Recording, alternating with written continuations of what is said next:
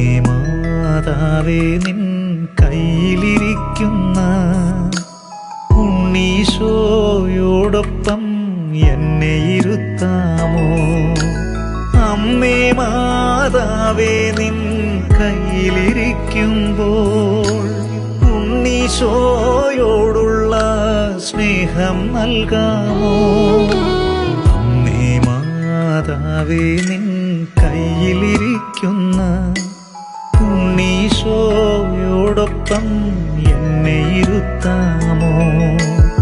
Ave Ave Ave Maria, Ave Ave Maria.